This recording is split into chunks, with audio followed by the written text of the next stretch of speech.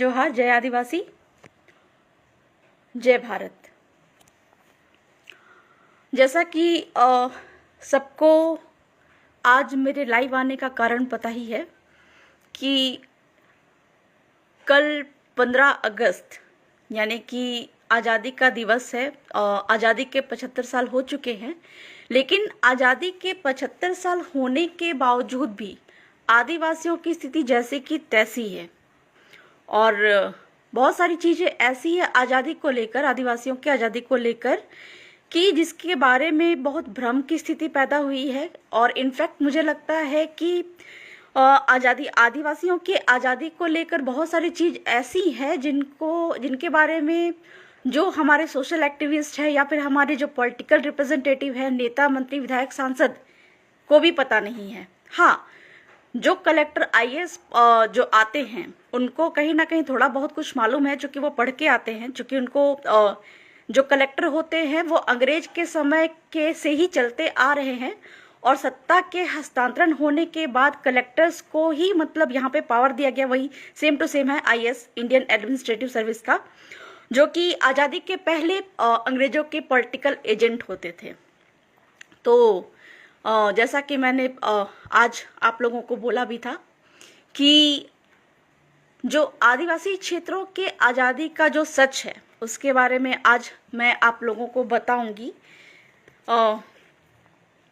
आपने कुछ दिनों पहले सोशल मीडिया पे भी वायरल होते आ रहे, कुछ सालों से वायरल होते आ रहे हैं, 1 जनवरी 1948 यानी कि जिस दिन आज़ाद भारत का 15 अगस्त 1947 को भारत आज़ाद हुआ, लेकिन 1 जनवरी 1948 को एक जालियांवाला बाग हत्याकांड से भी भयंकर हत्याकांड हुआ था आज़ाद भारत में, जो कि आज़ाद भारत के ही सिपाही, जो हमारे ही सिपाही थे, उन्होंने आदिवासी क्षेत्र जो कि झारखंड में थे, सरायकेला खरसावां में बहुत बड़ा हत्याकांड हुआ था, आदिवासियों का हत्याकांड हुआ था।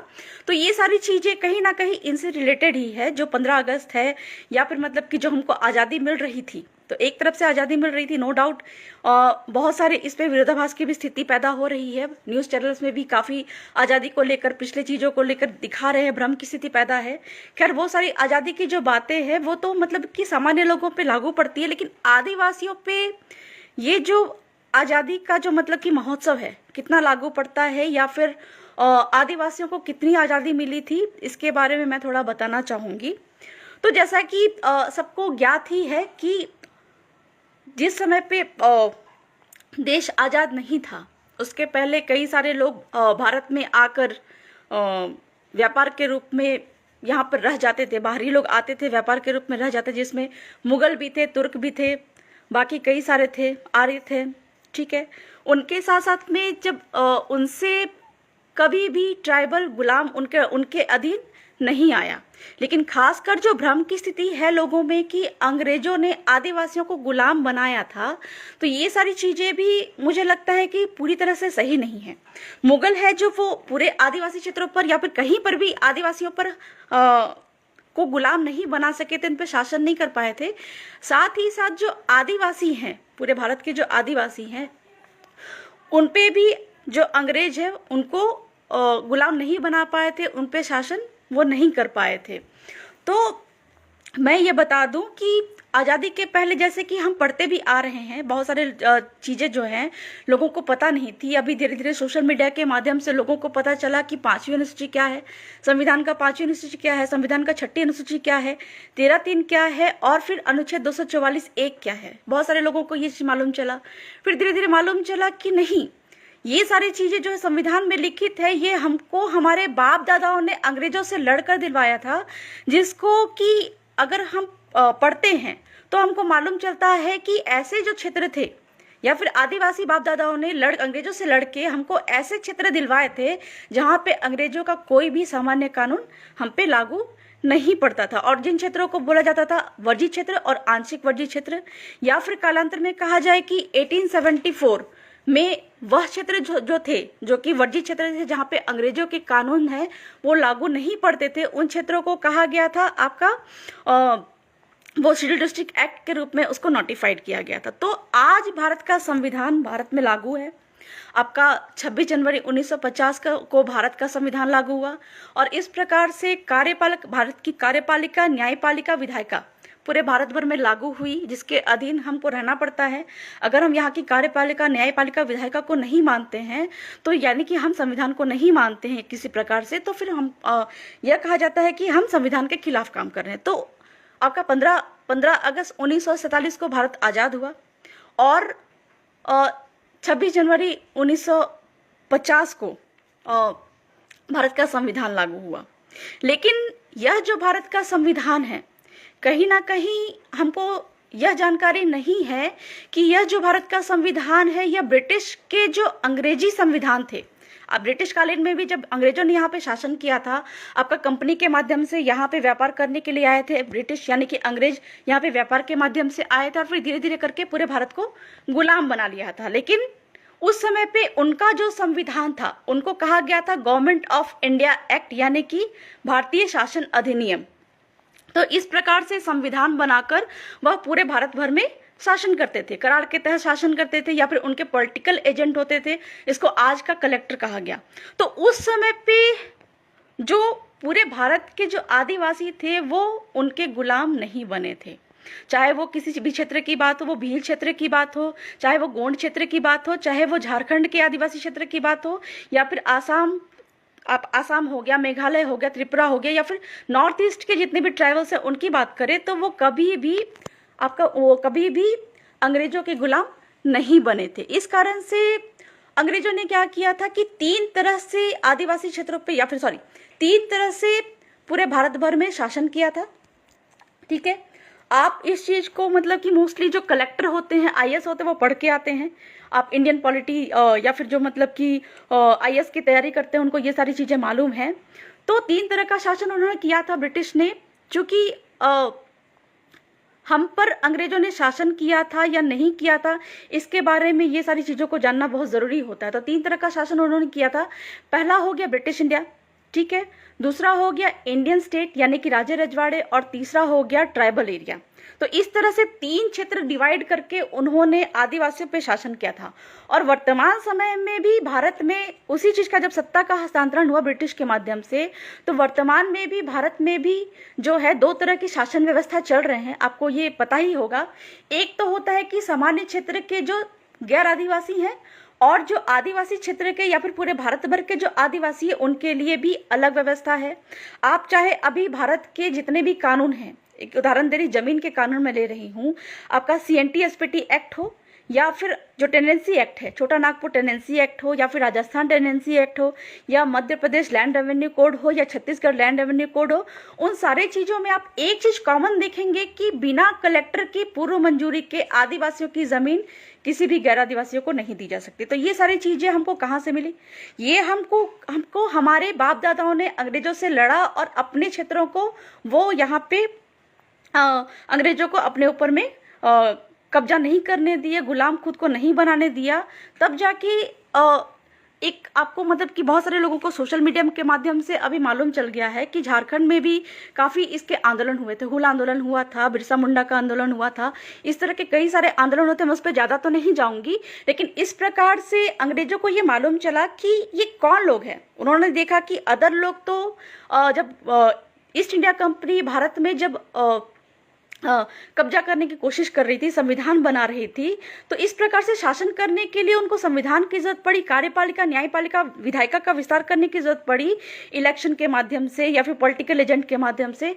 तब उन्होंने देखा कि जो रजवाड़े हैं, यानी जिनको कहा गया इंडियन स्टेट, ठीक है, जो इंडियन स्टेट या जो ट्राइबल एरिया या फिर जो आदिवासी या अन्य गैर आदिवासी उनके अधीन आ जाते थे, उनको उन्होंने कहा ब्रिटिश इंडिया। वैसे क्षेत्रों को, वैसे क्षेत्र जहाँ के जो राजे रजवाड़े हैं वो उनके अधीन में नहीं आते थे, लड़ते थे, तो उन क्षेत्रों को करार करके वो अपने अंदर में लिए, उसको कहा इंडियन स्टेट यानी कि राजे रजवाड़े। और तीसरा वैसे क्षेत्र हैं जो कि कभी भी, वैसे आदिवासी क्षेत्र हैं जो कि अंग्रेजों के गुलाम नहीं बने, उनको कहा गया ट्राइबल एरियाज। ठीक है, तो ट्राइबल एरिया में वैसे भी क्षेत्र हो सकते हैं। अगर हम सुप्रीम कोर्ट का समता जजमेंट पढ़ते हैं तो ट्राइबल एरियाज में आपके 5वें 6ठे अनुसूची के क्षेत्र भी हो सकते हैं और 5वीं 6ठे अनुसूची के बाहर के क्षेत्र भी हो सकते हैं जो कि कभी अंग्रेजों के गुलाम नहीं बने। जैसे कि हम अगर गुजरात की बात करें, गुजरात के डांग क्षेत्र की, जो सबसे बड़ा एग्जाम्पल है, जो कि कभी भी अंग्रेजों का गुलाम नहीं बना। तो ऐसे क्षेत्र 3 तरह के शासन उन्होंने किया था। तो उन्होंने देखा कि ऐसे कौन लोग हैं जो कि राजे रजवाड़े भी हमारे अधीन आ जाते हैं, जो ईस्ट इंडिया कंपनी यहाँ पे शासन करने के लिए गवर्नमेंट ऑफ इंडिया एक्ट यानी कि अंग्रेजों का संविधान लागू करना चाह रही है, या फिर कार्यपालिका, न्यायपालिका, विधायिका या फिर पॉलिटिकल एजेंट के माध्यम से शासन करना चाह रही है। लेकिन बाकी जो रजवाड़े हैं वो तो हमसे विलय कर ले रहे हैं, संधि के माध्यम से, करार के माध्यम से हमसे तो संधि कर ले रहे हैं। लेकिन ये कौन लोग हैं जो कि मतलब कि छोटी सी धोती पहनते, इनके पास तन ढकने के लिए कपड़े नहीं हैं, या फिर कहा जाए कि जो हमारी जो व्यवस्था थी, हम कम में भी खुश थे, अपनी खेती करते थे, हम खेती उगाते थे, उससे खा पी के हम खुश रहते थे। लेकिन उनको लगता था कि ये अभावग्रस्त लोग, ये लोग कौन लोग हैं जो अभाव होने के बावजूद भी हमारी गुलामी स्वीकार नहीं करते हैं, मर जाना पसंद करते हैं लेकिन हमारी गुलाम स्वीकार नहीं करते हैं। तो ये कौन लोग हैं? तब उन्होंने रिसर्च किया, बहुत सारे पॉलिटिकल एजेंट को भेजा। ठीक है, उसी दौरान पे पॉलिटिकल एजेंट के माध्यम से जब हम पे शासन करने के लिए आए थे, तो उसी दौरान पे कई सारे जो मिशनरीज फादर्स थे, उनके माध्यम से जो कम्युनिकेट होते थे, जो आदिवासी क्षेत्रों में काम करते थे तो कम्युनिकेट होते थे, तो उनके माध्यम से उनको मालूम चला कि ये यहाँ के एबोरिजिन है, ये यहाँ के इंडिजिनस पीपल है, ये यहाँ के आदिवासी, यहाँ के मूल मालिक है। ये उनको मालूम चला अंग्रेजों को। तब जाके जब हमको जो बताया जाता है कि अंग्रेजों ने हम पे अत्याचार किया, नहीं, अंग्रेजों ने तब क्या किया कि सारे जो पूरे भारत भर में जो है, जैसे कि जो क्षेत्र उनके अधीन आए थे, वहां पे ब्रिटिश इंडिया उन्होंने घोषित किया है, जहां पे उन्होंने अपनी कार्यपालिका, न्यायपालिका, विधायिका, ये सारे चीजों को उन्होंने उन क्षेत्रों में लगाया। ठीक है, इंडियन स्टेट की बात करें, राजे रजवाड़े पे उन्होंने करार के माध्यम से कि हमारे कुछ कानून आप पे लागू होंगे, कुछ कानून नहीं लागू होंगे, इस तरह का लगाया। और जब आदिवासियों के बारे में मालूम चला कि ये यहाँ के मूल मालिक है और बाकी के जो लोग हैं जो कि रजवाड़े हैं या फिर अदर्स लोग हैं, वो लोग कभी ना कभी यहाँ पे शासन करने के माध्यम से या फिर व्यापार करने के माध्यम से यहाँ पे बाहर से आए हुए लोग हैं। तो आदिवासी यहाँ के मूल मालिक इनको मालूम चला, तब जाके उन्होंने गवर्नमेंट ऑफ इंडिया एक्ट जो है 1858 वो तो बनाया, लेकिन उसके बाद आदिवासी क्षेत्रों पे विशेष शासन के लिए उन्होंने शेड्यूल डिस्ट्रिक्ट एक्ट बनाया 1874 में, जहां पे अंग्रेज का कोई भी कानून आदिवासियों पे लागू नहीं होता था। कब तक लागू नहीं होता था? जब तक कि जो राज्यपाल, जो वर्तमान के राज्यपाल हैं, वो वहां पे उस कानून, अंग्रेजी कानून को लागू करने के लिए पब्लिक नोटिफिकेशन नहीं निकालते। तो इस प्रकार से आदिवासियों पे अंग्रेजों का कार्यपालिका, न्यायपालिका, विधायिका लागू नहीं पड़ा, या फिर लागू पड़ा तो पॉलिटिकल एजेंट के माध्यम से वहां पे लागू करने की उन्होंने कोशिश की।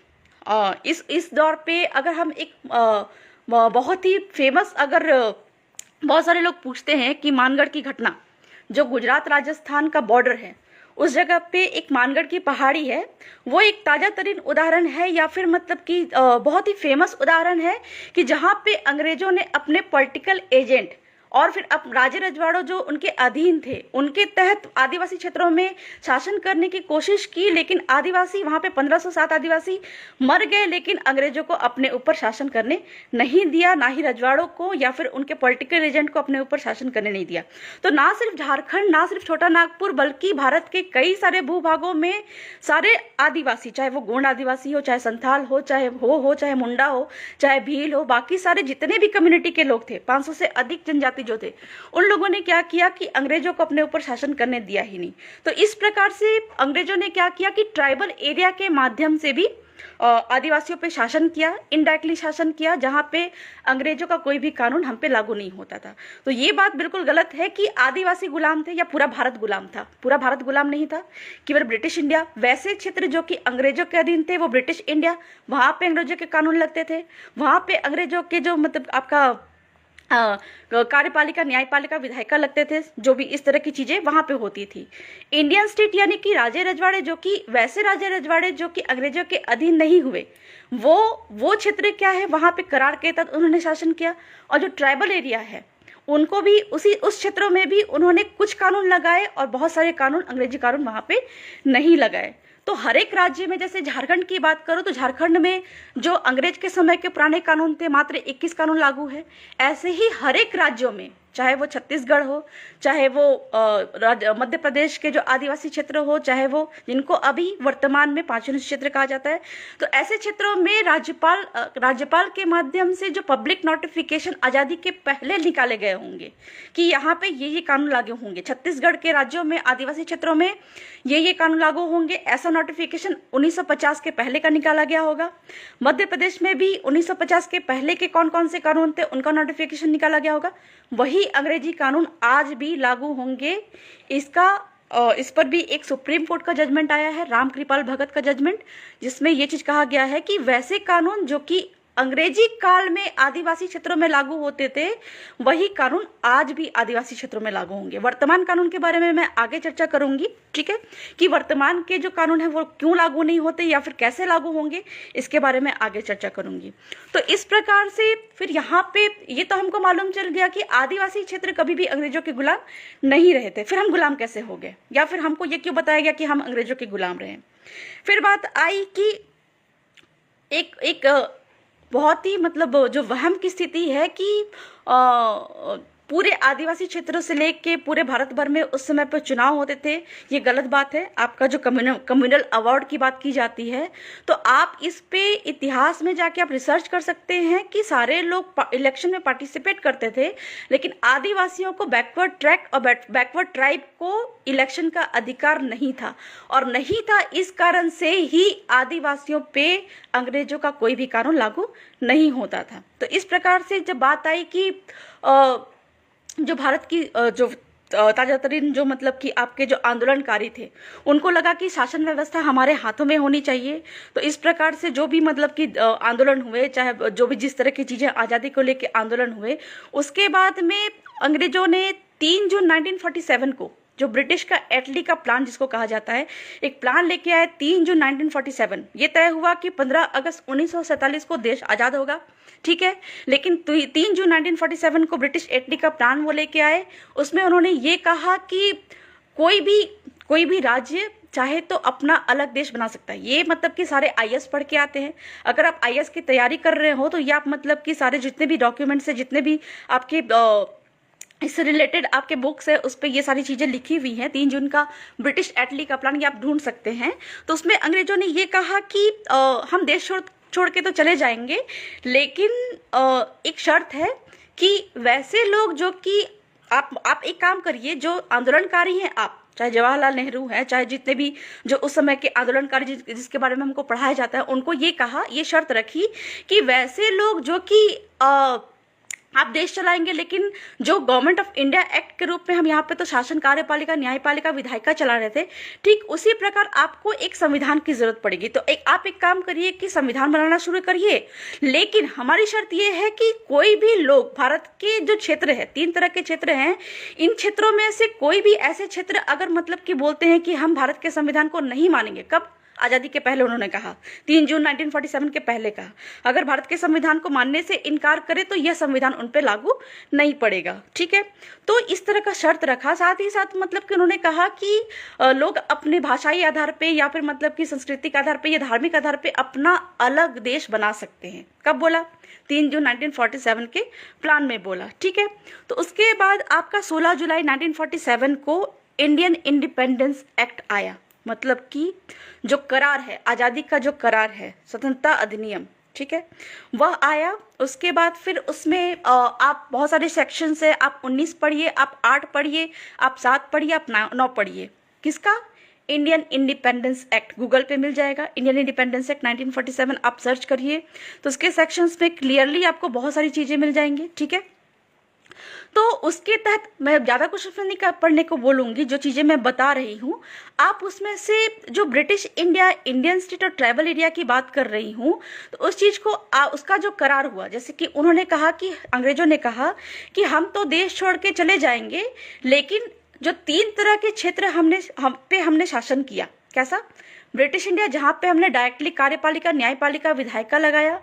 इंडियन स्टेट, राजे रजवाड़े, वैसे स्वतंत्र राजे रजवाड़े जिसपे हमने करार के तहत शासन किया, और वैसे ट्राइबल एरिया जिसपे हमने करार के तहत शासन किया। ये 3 क्षेत्र तो हम छोड़ के जा रहे हैं, लेकिन इन क्षेत्रों पे जैसे कि आपका इंडियन इंडिपेंडेंस एक्ट का सेक्शन 7A, यानी ब्रिटिश इंडिया पे तो हमने शासन किया, ये हम आपको छोड़ के जैसे का तैसा छोड़ के जा रहे हैं।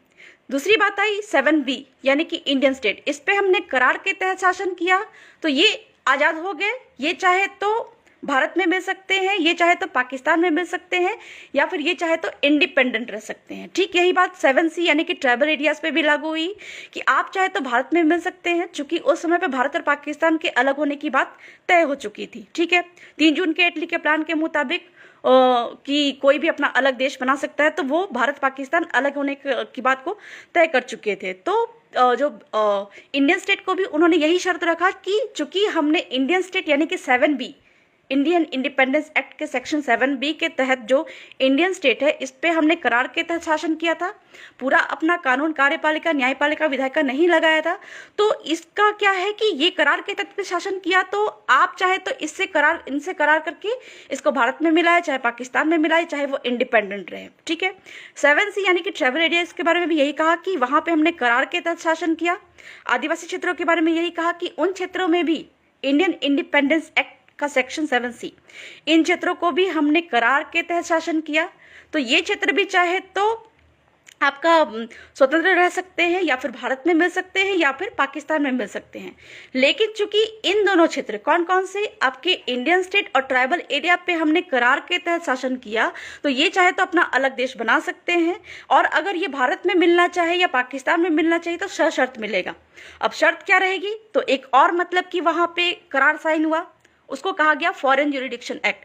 फॉरेन ज्यूरिडिक्शन एक्ट आपको नहीं समझ में आए तो इसको एक नया नाम दिया गया, एक्स्ट्रा प्रोविंशियल ज्यूरिडिक्शन 1947। ठीक है, तो ये जो फॉरेन ज्यूरिडिक्शन एक्ट, आप अगर भारत का संविधान आप देखें तो उसमें अनुच्छेद 260 आप पढ़िएगा, आपको क्लियरली समझ में आ जाएगी। तो फॉरेन ज्यूरिडिक्शन एक्ट के बारे में कहा गया कि ये फॉरेन ज्यूरिडिक्शन एक्ट वैसे क्षेत्रों के लिए है जो कि भारत के अधीन नहीं रहे, या फिर अनुच्छेद 260 पे भी यही चीजें लिखी हुई हैं कि वैसे क्षेत्र, फॉर एग्जाम्पल अगर कहा जाए कि भारत के सीमाना के बाहर के जो क्षेत्र हैं, बाहर के जो देश है, वो चाहे तो मतलब कि करार के तहत भारत में उनको मिलाया जा सकता है, लेकिन शर्त यही रहेगी कि अनुच्छेद 260 में भी यही चीज है और फॉरेन ज्यूरिडिक्शन एक्ट में भी यही चीज थी। उसमें शर्त ये रहेगी कि जिन क्षेत्रों को करार के तहत भारत में मिलाया जाए, उन क्षेत्रों की कार्यपालिका, न्यायपालिका, विधायिका तीनों मतलब कि भारत के ही लगे जाएंगे, लेकिन वहाँ के जो स्थानीय विधि, वहाँ के जो लोकल लॉ है, उनको बिना छेड़छाड़ किए हुए उन क्षेत्रों को भारत में मिलाया जाएगा। इस तरह का अनुच्छेद 260 में वर्तमान में प्रावधान है। और आज़ादी के पहले फॉरेन ज्यूरिडिक्शन एक्ट के माध्यम से अंग्रेजों ने कहा कि आप चाहे तो इंडियन स्टेट यानी कि राजे रजवाड़े को अपने अंदर में मिला सकते हैं, और आप अगर चाहे तो ट्राइबल एरियाज जो कि स्वतंत्र होना चाहते हैं या फिर स्वतंत्र थे, उनको आप अपने अंदर में मिला सकते हैं, लेकिन बशर्ते आप वहाँ पे कार्यपालिका, न्यायपालिका, विधायिका लगाइए, लेकिन वहाँ की रूढ़ी प्रथा, वहाँ का जो लागू कानून है, उनके साथ आप छेड़छाड़ नहीं करिएगा। तो ट्राइबल एरियाज तो ऐसा हो गया कि करार के तहत भारत में मिला नहीं मिला, ये तो इस पे मैं आगे चर्चा करूंगी। लेकिन इस प्रकार से क्या हुआ, जो आदिवासी क्षेत्रों को भारत में मिलाया गया, लेकिन आज भी जो लोकल लॉ का जो शर्त था कि वहाँ की स्थानीय विधि, वहाँ की रूढ़ी प्रथा, वहाँ के जो विधि व्यवस्था के अनुसार, यहाँ की विधि व्यवस्था क्या है, जो हमारा ग्राम व्यवस्था है, जो मतलब कि हम बोलते हैं ना लोकसभा ना विधानसभा, सबसे अच्छी ग्राम सभा, तो हमारी जो ग्राम सभा वही यहाँ की लोकल लॉ है, यही यहाँ की रूढ़ी प्रथा है, जिसको फॉरेन ज्यूरिडिक्शन एक्ट के तहत यानी कि आज़ादी के करार के तहत आदिवासी क्षेत्रों को भारत में मिलाया गया कि आप इनके रूढ़ी प्रथा से छेड़छाड़ नहीं करेंगे, आप इनके ग्राम व्यवस्था से छेड़छाड़ नहीं करेंगे, और उसके अकॉर्डिंग ही आप अपनी कार्यपालिका, न्यायपालिका, विधायिका लगाइएगा। तो यही कारण है कि आज भी किसी भी तरह का कानून अगर लाना होता है, फॉर एग्जाम्पल आपके 2 कानून मैं बता रही हूँ। फॉर एग्जाम्पल एक आपका हो गया वन अधिकार अधिनियम, इस पे भी आपका ग्राम सभा का जिक्र है कि ग्राम सभा की मंजूरी के बिना नहीं किया जाएगा, या फिर किसी भी तरह का भूमि अधिग्रहण किया जाता है तो वहां पे भी यही बात बोली जाती है कि बिना ग्राम सभा की अनुमति के आपका भूमि अधिग्रहण नहीं किया जा सकता। या फिर आपका CNT SPT किसी भी तरह का जमीन का कानून, भूमि कानून, आपका लैंड रेवेन्यू कोड हो गया या फिर टेनेंसी एक्ट हो गया, वहां पे भी ग्राम सभा की अनुमति आवश्यक होती है। साथ ही साथ आपका जो सशर्त है कि आदिवासियों की रूढ़ी प्रथा के साथ छेड़छाड़ नहीं किया जाएगा। आपके कई सारे जजमेंट में आपको ये चीज देखने को मिलेंगे, आप चाहे समता जजमेंट उठा के देख लो या फिर आपका मधु किशोर जजमेंट आके देख लो, तो उन सारी चीजों में यही चीज है कि आदिवासियों की रूढ़ी प्रथा के साथ छेड़छाड़ नहीं किया जाएगा, और इसी चीज को संविधान के अनुच्छेद 13(3) में लिखा गया। तो इस प्रकार से हम कह सकते हैं कि जो आदिवासी क्षेत्र जो कि अंग्रेजों के अधीन नहीं था, जहां पे उन्होंने करार के तहत शासन किया था, तो उन क्षेत्रों को तो भारत में करार के तहत मिलाया गया। Foreign jurisdiction act, Indian independence act 1947 के करार के तहत तो भारत में विलय किया गया, लेकिन शर्त यही रही कि कार्यपालिका, आप अपनी कार्यपालिका, न्यायपालिका, विधायिका लगा रहे हो तो यहाँ के ग्राम व्यवस्था, आदिवासियों के गांव व्यवस्था, आदिवासियों के जो मुंडा मानकी पढ़ा व्यवस्था या फिर डोकलोसोर व्यवस्था, ये गमेती पटेल व्यवस्था, इसके अनुसार ही आप यहाँ पे इसके अधीन ही आप हस्तक्षेप कर सकते हैं। अन्यथा आपका कोई भी कानून, आपका कोई भी आपका कार्यपालिका दैट मीन्स कोई भी पुलिस प्रशासन वहां पे इंटरफेयर नहीं कर सकता। यही चीज आप IPC CRPC पढ़ते हैं। फॉर एग्जाम्पल एक मैं बता रही हूँ कि कार्यपालिका का मतलब होता है कलेक्टर। अगर राज्य के स्तर पे देखें तो राज्यपाल, कलेक्टर और जो पुलिस प्रशासन है, ठीक है। पहले के जमाने में क्या होता था, आपका बहुत ज्यादा पीछे नहीं जाएंगे, आपको 1996 के पहले तक अगर हम जाते हैं तो वहां पे जब पुलिस गांव में घुसती थी तो गांव के पटेल से पूछ के घुसती थी। गांव के जो पारंपरिक मुखिया है, जो हेरिडेटरी पटेल है, उनसे पूछ के घुसती थी कि क्या हम आपके गांव में घुस सकते हैं। तो ये सारी चीजें कहाँ से आई? ये सारी चीजें आई इंडियन इंडिपेंडेंस एक्ट, यानी कि आपका जो भारतीय स्वतंत्रता अधिनियम के करार के तहत, साथ ही साथ में जो फॉरेन ज्यूरिडिक्शन एक्ट है जिसको आप अनुच्छेद 260 में देख सकते हैं वर्तमान में, इसके तहत ही ये सारी चीजें आई कि आप कार्यपालिका, न्यायपालिका, विधायिका तीनों उन क्षेत्रों के जो कार्यपालिका, न्यायपालिका, विधायिका के तहत ही लगाइएगा। तो इस प्रकार से मतलब आपके बहुत सारे जजमेंट में, एक जैसे वेदांता जजमेंट की मैं बात करूं तो वहां पे भी इस तरह की चीजें, आपका इस तरह का जजमेंट क्यों आया कि ना लोकसभा ना विधानसभा, सबसे ऊंची ग्राम सभा? क्योंकि ये जो ग्राम सभा भी के बारे में कहा जाता है, आदिवासियों के जो ग्राम सभा के बारे में कहा जाता है कि ये मिनी संसद है, और ये मिनी संसद को पावर आपके हमारे पुरखों से चलते हुए से ही चलता हुआ आया, और पुरखों की लड़ाई की बदौलत ही वो उन्होंने क्या किया, अंग्रेजों को झुकने पे आपका मजबूर कर दिया, और अंग्रेजों के झुकने के कारण ही अंग्रेज हम पे कानून नहीं लगा पाए, और अंग्रेजों के माध्यम से जो सत्ता का हस्तांतरण, यानी कि इंडियन इंडिपेंडेंस एक्ट के तहत जो भारत की सत्ता का, ब्रिटिश सत्ता का हस्तांतरण भारत की जो आंदोलनकारियों को हुआ, भारत की सरकार जब चली, तो जो आदिवासी क्षेत्र है, इन क्षेत्रों के जो रूढ़ी प्रथा के अकॉर्डिंग ही, उनके जो ग्राम व्यवस्था के अनुसार ही सारे कानून लागू होंगे, इस तरह का करार भी लागू हो गया। तो इस प्रकार आपका 15 अगस्त 1947 को आपका देश आजाद हो गया। लेकिन उसके पहले ही आपका मैंने 3 चीजें बताई। 3 जून 1947 का ब्रिटिश एटली का प्लान, जिसके तहत उन्होंने कहा कि वैसे अगर कोई भी मतलब कि भारत के कोई भी ऐसे लोग जो कि भारत का संविधान को नहीं मानना चाहेंगे तो उस पर जबरदस्ती लागू नहीं किया जाएगा। तो उस दौरान पे आपका 1947 से 1950, जैसा कि हमको पता है कि भारत का संविधान 26 जनवरी 1950 को लागू हुआ, लेकिन उस दौरान पे 2 साल 11 माह 18 दिन भारत के संविधान को बनाने में समय लगा। तो उस दौरान का जो संविधान सभा का जो वाद विवाद होता था, उस पे भी काफी सारी किताबें हैं, जिसकी 8 वॉल्यूम की किताबें मेरे पास में भी, मैंने काफी कुछ पढ़ा हुआ है। तो उसमें आदिवासियों की जो रिप्रेजेंटेटिव या प्रतिनिधि के रूप में आपके 5 आदिवासी वहां पे गए थे, जयपाल सिंह मुंडा, धर्मधरी बसुमतारी, ठीक है, मंगरू उइके, रामप्रसाद पोटाई, बोनीफास लकड़ा, ये 5 आदिवासी संविधान सभा में हमारे रिप्रेजेंटेटिव बन के गए थे। संविधान सभा जब मैं पढ़ रही हूँ तो जैसा कि 3 जून 1947 का प्लान, ब्रिटिश एटली का प्लान में मतलब कि स्पष्ट था कि वैसे लोग जो भारत का संविधान को नहीं मानेंगे आप उन पे लागू नहीं करिएगा, ये शर्त रखा गया था। तो वहां पे मैं पढ़ रही हूँ कि उड़ीसा से आपका वहां पे मतलब उनका नाम मैं भूल रही हूँ क्योंकि मेरे पास संविधान सभा तो अभी नहीं है, लेकिन एक स्टेटमेंट ये भी था जो संविधान सभा में जो लोग जब बातचीत कर रहे हैं, जो कि लिखित है, उसमें कह रहे हैं कि उड़ीसा के जनप्रतिनिधियों का हमारे पास पत्र आया है और वह ये कह रहे हैं कि हमको आपका बना हुआ संविधान हमको मंजूर नहीं है। इस तरह की बातें संविधान सभा के डिबेट में लिखी हुई है।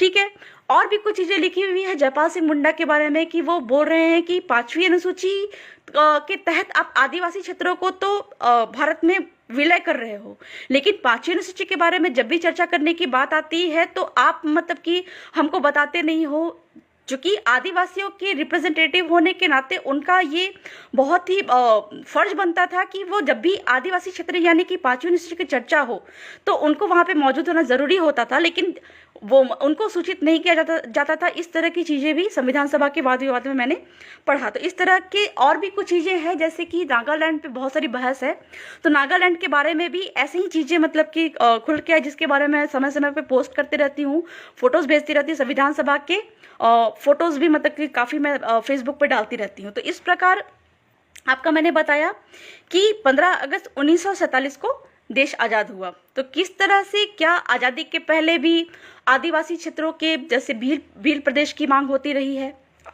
ठीक है, और कहा जाए कि झारखंड प्रदेश की मांग होती रही है या फिर गोंडवाना प्रदेश की मांग होती रही है, लेकिन पता नहीं किस साजिशन मतलब कि आदिवासियों को इन सारी चीज़ों को बताया ही नहीं गया, या फिर क्या रीज़न था वो मुझे नहीं पता, लेकिन कुल मिला के ये मालूम चला कि 15 अगस्त 1947 को देश आज़ाद हो गया। और जो स्वघोषित प्रधानमंत्री, स्वघोषित राष्ट्रपति, कानून मंत्री, गृह मंत्री, स्वघोषित मैं इसलिए कर रही हूँ क्योंकि 15 अगस्त 1947 को देश आज़ाद हुआ, लेकिन संविधान जो है वो 26 जनवरी 1950 को लागू हुआ, लेकिन उसके पहले ही आपके प्रधानमंत्री बन गए, उसके पहले ही आपके कथित राष्ट्रपति भी बन गए, उसके पहले ही कानून मंत्री कौन कौन थे? प्रधानमंत्री पंडित नेहरू, राष्ट्रपति थे डॉक्टर राजेंद्र प्रसाद, आपके कानून मंत्री थे डॉक्टर भीमराव अंबेडकर, और गृह मंत्री थे सरदार वल्लभ भाई पटेल। तो ये चारों की मैं बात कर रही हूँ। ये 15 अगस्त के बाद ही स्वघोषित बिना इलेक्शन के, पहले इलेक्शन हुआ करते थे, बिना इलेक्शन के वो स्वघोषित प्रधानमंत्री, राष्ट्रपति, कानून मंत्री, गृह मंत्री बन गए। ठीक है, अब यहाँ पे बात आती है कि वैसे क्षेत्र, इस पे क्वेश्चन ये उठता है कि वैसे क्षेत्र जो कि कभी ब्रिटिश के अधीन नहीं रहे थे, या फिर जो सत्ता का हस्तांतरण अभी तक हुआ है वह ब्रिटिश इंडिया का हुआ है, ब्रिटिश क्षेत्र का हुआ है, ट्राइबल एरिया और इंडियन स्टेट का नहीं हुआ है, तो इन सभी लोगों की अधिकारिता पे भी प्रश्न उठता है कि ये बाकी क्षेत्रों के कानून मंत्री कैसे हो सकते हैं, बाकी क्षेत्रों के राष्ट्रपति कैसे हो सकते हैं, गृह मंत्री कैसे हो सकते हैं। कहा गया है कि गृह मंत्री ने लौह पुरुष थे, उन्होंने मतलब कि सारे क्षेत्रों को जो रजवाड़े थे बाकी क्षेत्रों को पूरे भारत में विलय करवाया, बहुत मजबूत आदमी थे। लेकिन एक चीज से आप लोग अनभिज्ञ है, आप लोगों को मालूम नहीं है कि 15 अगस्त 1947 से आपका 2 साल 11 माह 18 दिन के बाद, ठीक है, 26 जनवरी 1950 को संविधान लागू होने के पहले, ठीक है, जब हम संविधान लागू होने के साथ ही वो सारे कानून, कार्यपालिका, न्यायपालिका, विधायिका हम पे लागू हुए, उसके पहले नहीं। लेकिन उसके पहले 1 जनवरी 1948 को आजाद भारत का पहला हत्याकांड होता है सरायकेला खरसावां में। कहा जाता है कि इन सारी चीज़ों के बारे में 3 जून के ब्रिटिश एटली के प्लान या फिर इंडियन इंडिपेंडेंस एक्ट के बारे में, उस समय तो सोशल मीडिया तो होते नहीं थे, हमारे आदिवासियों को तो पता नहीं था कि किन किन चीज़ों को अंग्रेज कैसे जा रहे हैं, किन किन शर्तों के साथ जा रहे हैं। तो इस तरह की चीज़ें जब उनको मालूम चली, किनके द्वारा, जयपाल सिंह मुंडा के द्वारा उनको मालूम चली, तो 1 जनवरी 1948 को सरायकेला खरसावां में आदिवासी इकट्ठे हुए और उन पे आज़ाद भारत का पहला हत्याकांड हुआ, बहुत ही भयंकर हत्याकांड हुआ था, जिसको, हाँ 1 सेकेंड 2 मिनट, ओके, हाँ, आजाद भारत का पहला हत्याकांड हुआ था। 1 सेकेंड, फैन ऑफ कर दो, सॉरी, नहीं अभी नहीं, अरे मैं लाइव है, बंद करो, सॉरी। तो इस प्रकार आजाद भारत का पहला हत्याकांड हुआ और कहा जाता है कि सरदार वल्लभ भाई पटेल, जो कि उस समय के तत्कालीन गृह मंत्री थे, कथित गृह मंत्री थे, 26 जनवरी 1950 को संविधान लागू हुआ। तो इस प्रकार से 26 जनवरी 1950 के बाद से आदिवासियों पे या फिर रजवाड़ों पे या फिर बाकी जो क्षेत्र है इन सब पे संविधान लागू होना था, कार्यपालिका, न्यायपालिका, विधायिका लागू होना था, भारत की ज्यूरिडिक्शन लागू होनी थी। लेकिन आपका 1 जनवरी 1948 जिस समय पे संविधान भी लागू नहीं था, उस समय पे गृह मंत्री, तत्कालीन गृह मंत्री सरदार वल्लभ भाई पटेल ने जो है 3000 से ज़्यादा आदिवासियों पे गोली चला दी, क्योंकि वह इस चीज़ की मांग कर रहे थे। कहते हैं कि वो मतलब कि अलग राज्य की मांग कर रहे थे, लेकिन वो तो मतलब कि वही जाने जो कि उस समय पे शहीद हो गए कुल मिलाकर, तो वो तो वही जाने। 1 सेकेंड। कहा जाता है कि उस समय के तत्कालीन गृह मंत्री सरदार वल्लभ भाई पटेल के इशारे पे किया गया, जबकि उस समय पे भारत का संविधान लागू भी नहीं था, कार्यपालिका, न्यायपालिका, विधायिका भी लागू नहीं था। ठीक है, इस चीज पे कभी कभी जांच भी नहीं बैठी, और जो हमारे रिप्रेजेंटेटिव थे जयपाल सिंह मुंडा, उनके बारे में भी बहुत सारी चीजों के बारे में हमको पता नहीं है कि उनके बाद क्या हुआ। तो आने वाले दिन में इस चीज पे कोर्ट के माध्यम से इन सारी चीज़ों को मुझे लगता है कि उठाया जाना चाहिए। तो खैर, तो जैसा कि मैंने बताया कि 1 जनवरी 1948 को आज़ाद भारत का पहला हत्याकांड हुआ, जिसमें 3000 से ज़्यादा आदिवासियों की हत्या कर दी गई। चूँकि कहा जाता है कि वो एक अलग राज्य की मांग कर रहे थे, या फिर मतलब वो तो हमारे पुरखे ही जाने की किस तरह की मांग हो रही थी, लेकिन कुल मिला के साजिश की बहुत बड़ी बदबू आती है। तो ठीक है, उसके बाद क्या हुआ कि हमको मालूम चला है, या फिर जिस तरह की चीज़ें हैं, कि ब्रिटिश इंडिया, इंडियन स्टेट और ट्राइबल एरिया, यानी कि तीनों क्षेत्र जो है वो भारत में उनका विलय हो गया। लेकिन करार है, उसके पीछे भी करार है। क्या करार है कि आप जो है आदिवासी क्षेत्रों को, इंडियन स्टेट तो है ही, राजा रजवाड़े तो है ही, राजा रजवाड़े का मतलब है आपका जैसे राजस्थान के भी जो आदिवासी क्षेत्र हैं उस समय पे राजा रजवाड़े के अधीन आ रहे हैं। लेकिन जिन क्षेत्रों पे आपका शेड्यूल डिस्ट्रिक्ट एक्ट लागू हो रहा है, जो कि आदिवासी क्षेत्र है, 5वीं क्षेत्र है, 6ठी अनुसूची क्षेत्र है, या फिर बाकी जो आदिवासी क्षेत्र है, अंडमान निकोबार की बात करें, तो ऐसे क्षेत्र पे करार क्या है कि वहां पे भारत की कार्यपालिका, न्यायपालिका, विधायिका तो लागू होगी, लेकिन आदिवासियों के रूढ़ी प्रथा को नुकसान पहुंचाए बिना, आदिवासियों की ग्राम व्यवस्था को नुकसान पहुंचाए बिना, तो इस तरह की शर्त रही। और इसी पे भारत के संविधान के अनुच्छेद एक मैं बता दूं कि अगर आप ये जो ब्रिटिश इंडिया, इंडियन स्टेट और ट्राइबल एरिया की बात कर रही हूँ, विलय की बात कर रही हूँ, तो आप भारत के संविधान जो कि 26 जनवरी 1950 के लागू होने के बाद अनुच्छेद 1 में आप देखेंगे, तो ये जो British India, Indian state, tribal area, Indian independence act का सेक्शन 7A, 7B, 7C, ये तीनों को मतलब कि आप अगर टैली करके देखेंगे भारत के संविधान के अनुच्छेद 1 के साथ में, तो बहुत सारी चीजें आपको समझ में आएंगी। और साथ ही साथ जो फॉरेन ज्यूरिडिक्शन एक्ट, जो आपको मतलब कि इस लाइफ, पिछले लाइफ को के साथ में इस लाइफ को जोड़ के देखेंगे तो बहुत सारी चीजें आपको क्लियर होंगी।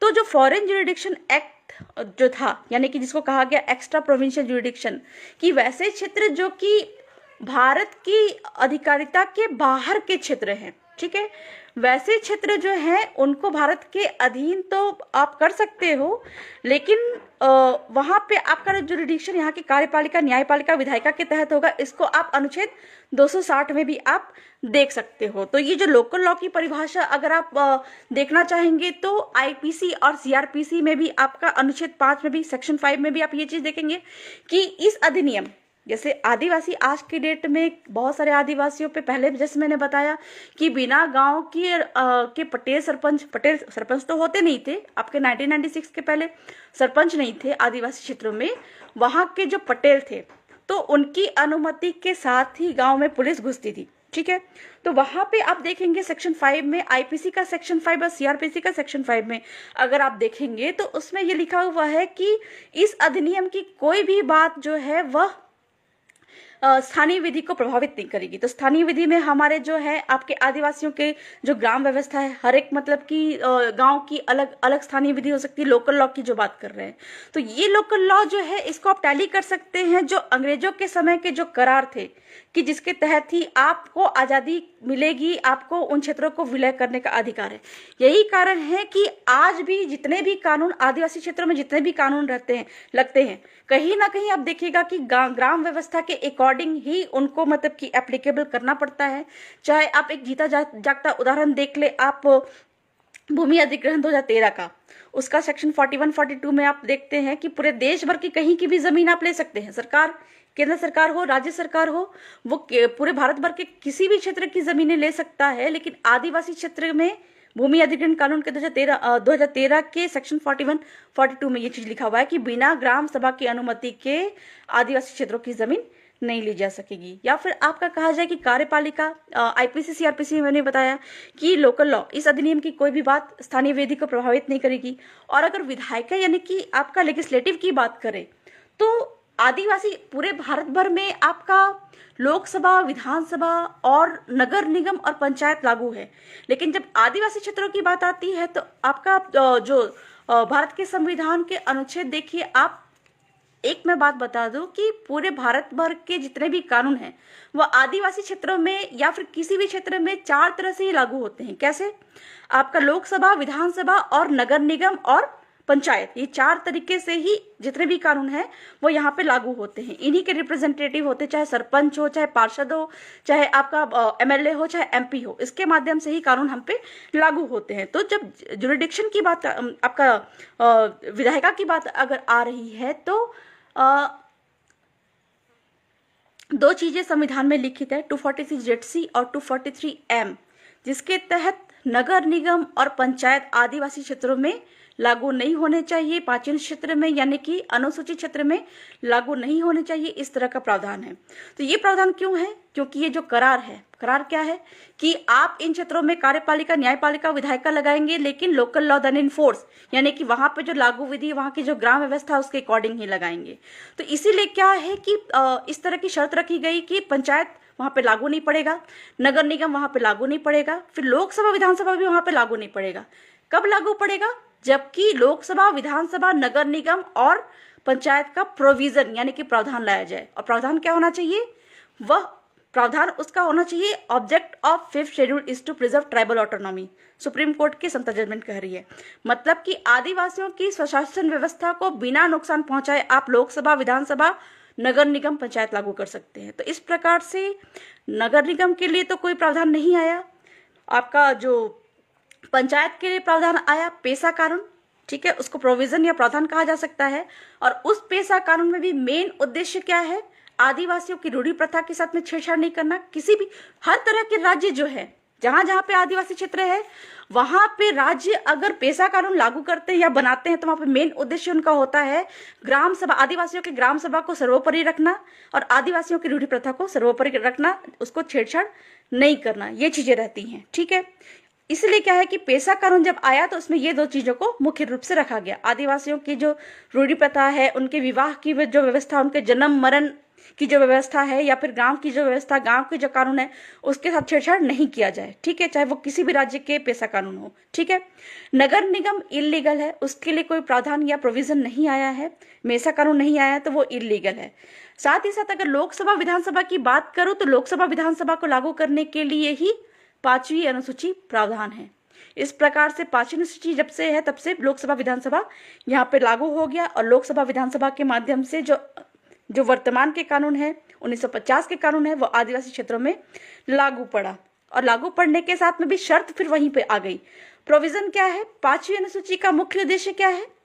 आपका सुप्रीम कोर्ट का समता जजमेंट है मेरे पास में, इसमें भी सुप्रीम कोर्ट ने कहा, यानी कि लोकसभा, विधानसभा को लागू करने के लिए प्रोविजन यानी प्रावधान है 5वीं अनुसूची। और 5वीं अनुसूची object of 5th schedule is to preserve tribal autonomy, यानी कि आप लोकसभा, विधानसभा भी लागू करिए, लेकिन वहां के जो आदिवासियों की जो शासन व्यवस्था है उसको आप छेड़छाड़ नहीं करेंगे। तो इस प्रकार से कार्यपालिका के बारे में मैंने बता दिया। पुलिस प्रशासन जो है, कलेक्टर जो है, कलेक्टर भी मतलब कि बिना ग्राम सभा की अनुमति के आपका किसी को भी जमीन नहीं दे सकता। आप ये किसी भी तरह की टेनेंसी एक्ट में देख लीजिए, किसी भी तरह के आपका लैंड रेवेन्यू एक्ट में, कोड में देख लीजिए, तो बिना ग्राम सभा की अनुमति के कलेक्टर, चाहे वो केंद्र सरकार हो, चाहे राज्य सरकार हो, चाहे कंपनी हो, बिना उनकी अनुमति के नहीं दे सकता। क्यों नहीं दे सकता? क्योंकि आजादी का करार यही है, ठीक है। तो इस तरह से मतलब आपका कार्यपालिका मैंने बता दिया। न्यायपालिका के बारे में भी कह दें कि एक जीता जाता उदाहरण है आपका वेदांता जजमेंट, जो कि उड़ीसा में आया था। उसमें ये कहा गया था कि एक स्लोगन बहुत फेमस है, न लोकसभा न विधानसभा सबसे ऊंची ग्राम सभा। तो सुप्रीम कोर्ट वहां पे हुआ कुछ यूं था कि उड़ीसा में जो कंपनी वहां पे मतलब भूमि अधिग्रहण करना चाह रही थी, पहाड़ को लेना चाह रही थी, नियमगिरी पहाड़ को, ठीक है। तो नियमगिरी पहाड़ को लेने के लिए वहां के स्थानीय गांव वालों ने कहा कि यहाँ पे तो हमारे पुरखे बसते हैं। तो उन्होंने क्या किया कि सुप्रीम कोर्ट को मतलब कि वहां पे बुलाया। तो सुप्रीम कोर्ट के 3 जजेस जो है वो नियमगिरी पहाड़ पे आए और फिर वहां पे आके उन्होंने 21 गांव बिठाए। 21 गांव ने ये तय किया कि हम अपनी एक सुर में तय किया कि हम अपनी जमीन को किसी भी कंपनी को हम नहीं देंगे। तो इस प्रकार से उस समय से ये मतलब कि स्लोगन फेमस हो गया। जजेस ने भी ये कहा कि हम ग्राम सभा के जो निर्णय है उसके खिलाफ हम नहीं जाएंगे। किसने कहा? सुप्रीम कोर्ट ने, सुप्रीम कोर्ट के 3 जजेस ने। तो इस प्रकार से ये स्लोगन आया, ना लोकसभा ना विधानसभा सबसे ऊंची ग्राम सभा। तो ये ग्राम सभा क्यों है? क्योंकि आदिवासियों के रूढ़ी प्रथा और आदिवासियों के जो कस्टमरी लॉ और आदिवासियों के जो ग्राम व्यवस्था है, इसके अकॉर्डिंग ही आपको कार्यपालिका, न्यायपालिका, विधायिका लगानी पड़ेगी। आजादी की शर्त यही है, आदिवासी क्षेत्रों के विलय की शर्त यही है। और यही शर्त आपका अनुच्छेद 370 यानी कि जम्मू कश्मीर, वो भी स्वतंत्र राज्य था। आपका 371 के जितने भी राज्य हैं उसमें भी यही चीजें हैं, और 372 के रूप में आदिवासी क्षेत्र हैं। तो इस प्रकार से ये 3 जो है वो करार है, जो अस्थायी उपबंध के बारे में आपको जो कहा जाता है 370, 371, 372, यही है कि आप इन क्षेत्रों में 370 यानी कि जम्मू कश्मीर, 371 यानी कि जो नागालैंड, असम वगैरह करके जितने भी क्षेत्र हैं, या फिर 372 उसमें आदिवासी, पूरे भारत के आदिवासी ना सिर्फ 5वीं 6ठी अनुसूची बल्कि पूरे भारत के आदिवासियों को के साथ ये करार है कि इन क्षेत्रों में जो भी कार्यपालिका, न्यायपालिका, विधायिका आप लगाएंगे वो लोकल लॉ देन इनफोर्स यानी कि वहां की स्थानीय रूढ़ी प्रथा, वहां पे लागू विधि और वहां के जो कस्टमरी लॉ है और वहां की ग्राम व्यवस्था है उसके अनुसार ही आप लगाएंगे। अन्यथा ये मतलब कि इनका ऐसा आजादी का करार था, विलय का करार था। तो इसलिए क्या है कि किसी भी तरीके से कोई भी कानून बनानी पड़ती है लोकसभा, विधानसभा को या फिर आपका नगर निगम को या फिर आपका पंचायत को, तो उसमें सर्वोपरि होता है आदिवासियों की रूढ़ी प्रथा, आदिवासियों के जो विवाह व्यवस्था है, आदिवासियों के जो बाकी चीजों का आप देखेंगे कि वहां पे इनके साथ में छेड़छाड़ नहीं कर रहा है। तो इस तरह की चीजें आपका संविधान के पहले से चलती आ रही है और आज तक चलती आएगी। और जब तक हम अपने लोकल विधि यानी कि स्थानीय व्यवस्था आदिवासियों के साथ में मतलब यही चीजें हैं। ये लोग बोलते हैं कि वर्तमान समय में आदिवासियों को मुख्य धारा में जाना चाहिए, ठीक है। मुख्य धारा से हमको ऐतराज नहीं है। आजादी के 75 साल हम आज मना रहे हैं, ठीक है। हम भारत के साथ में चल रहे हैं। अपने चीजों की हम जब मांग करते हैं, हमारी मांग ये नहीं है कि हमको मतलब कि अलग देश दे दो, चूंकि संविधान के तहत अलग देश की मांग करना कहीं ना कहीं देशद्रोह है, ये हमको भी पता है। तो हम अलग देश की मांग नहीं कर रहे हैं, अपने भाषाई आधार पे अपने राज्यों की मांग कर रहे हैं, क्योंकि हमको पता है कि ये संविधान के तहत है। तो इसके पीछे रीजन ये है कि जिस तरह का शर्त आजादी के पहले रखा गया था कि आदिवासियों की भाषा, संस्कृति, रूढ़ी प्रथा और ग्राम व्यवस्था को हम सुरक्षित रखेंगे, उन सब चीजों का पालन 75 सालों के बाद भी नहीं हो रहा है। इसलिए वर्तमान के समय में एक बहुतायत मात्रा में आदिवासी क्षेत्रों से ये मांग उठने लगी है कि हमको अपने स्तर पे अलग आदिवासी राज्य दिया जाए। तो ये मांग जो है वो बिल्कुल जायज सी बात है। तो कुल मिला के सारी बातें मेरी हो चुकी है। बहुत सारी चीजें अगर छूटी होंगी, और मुझे लगता नहीं है कि बहुत सारी चीजें छूटी होंगी, तो जो आदिवासियों को जो आज़ादी मिली उन सब चीज़ों के बारे में मैंने अपने 2 वीडियोज़ में, एक वीडियो इंटरप्ट हो गया था, तो ये 2 वीडियो में मैंने बताया हुआ है। कभी आप शेयर करें, यूट्यूब पे शेयर करें तो इन सारे जो 2 वीडियोज़ हैं इनको साथ में कनेक्ट करके जोड़ के मतलब आप शेयर कर सकते हैं, ताकि लोगों को बहुत कुछ समझ में आए। और बहुत सारी चीज़ें मतलब कि अगर जाननी हो तो कभी फेस टू फेस हम मिले तो बहुत सारी चीज़ों को हम क्लियर कर लेंगे, या फिर फेसबुक पोस्ट के माध्यम से हम क्लियर कर लेंगे। तो ये सारी चीज़ें हैं कि जिन चीज़ों की वजह से आदिवासियों की रूढ़ी प्रथा को लोग नुकसान नहीं पहुंचा पाते। किसी तरह के कानून आदिवासियों पर लागू होते हैं तो रूढ़ी प्रथा और ग्राम व्यवस्था के अकॉर्डिंग ही लागू होते हैं, उसके अनुसार ही लागू होते हैं। और एक चीज़ में मेरी छूट गई थी कि मुख्य धारा में जाने से हमको कोई ऐतराज नहीं है। लोग बोलते हैं कि वर्तमान के समय में हमको मतलब कि हमारे जो बाप दादा पत्ते पहन के रहा करते थे, पत्ते तो कोई नहीं पहनते थे।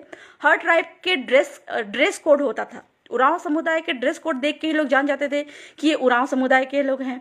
भील समुदाय के ड्रेस कोड को देख के ही जान जाते थे कि ये भील समुदाय है। या फिर आपका जो संथाल आदिवासियों के ड्रेस कोड को देख के जान जाते थे कि ये संथाल आदिवासी है। गोंडों के मतलब कि ड्रेस कोड को, हो के ड्रेस कोड को, या फिर मुंडा के ड्रेस कोड को देख के लोग जान जाते थे। उनके जो कल्चर सिस्टम उसको देख के लोग जान जाते थे कि ये मुंडा ट्राइब है या हो ट्राइब है या फिर अदर ट्राइब है। ठीक है, इन सारी चीज़ों से ही हमारे आदिवासी होने का अस्तित्व छुपा है। हमारी जो रूढ़ी प्रथा, हमारी जो ग्राम व्यवस्था है, इसके अकॉर्डिंग ही जो संविधान में सारी हमारी ताकत है, हमारा एसटी का स्टेटस है, हमारा जल जंगल जमीन का अधिकार है, हमारी 5वीं अनुसूची है, हमारा जो मतलब कि विशेष क्षेत्र है, ये सारी चीज़ें इन चीज़ों की वजह से है। हम खाए, हमको मतलब कि चाउमीन खाने में ऐतराज़ नहीं है, लेकिन कभी ना कभी मतलब कि आपका हफ्ते में एक बार हम अपने ट्रेडिशनल फूड का इस्तेमाल करें। हमको मतलब कि आपका जीन्स टी शर्ट पहनने में ऐतराज़ नहीं है, लेकिन आपका जिस समय पे हमको अपनी पहचान दिखानी हो तो अपने ट्रेडिशनल ड्रेस पहन के हम निकले। या फिर कभी ऐसा हो कि शादी ब्याह की बात हो तो उस समय पे भी बहुत ज़रूरी हो जाता है कि हम अपनी रीति रिवाज परंपरा के अनुसार ही अपनी शादी ब्याह करें। और बहुत ज़रूरी ये भी हो जाता है कि हमारी जो गाँव की व्यवस्था है उस चीज़ों को मतलब कि गांव के जो कानून है उस चीज़ को फॉलो करना। हमारे जो मतलब कि युवा अभी गांव के जो सब पटेल है उनकी बात नहीं मानना चाहते हैं, तो ये सारी चीज़ों को मानना बहुत ज़रूरी हो जाता है। उसी से हमारा अस्तित्व है। तो बहुत ज़्यादा तो नहीं बोलूँगी, लाइट भी कटी हुई है, तो इतना कहकर मैं अपनी बातों को विराम देती हूँ। जय जोहार, जय आदिवासी।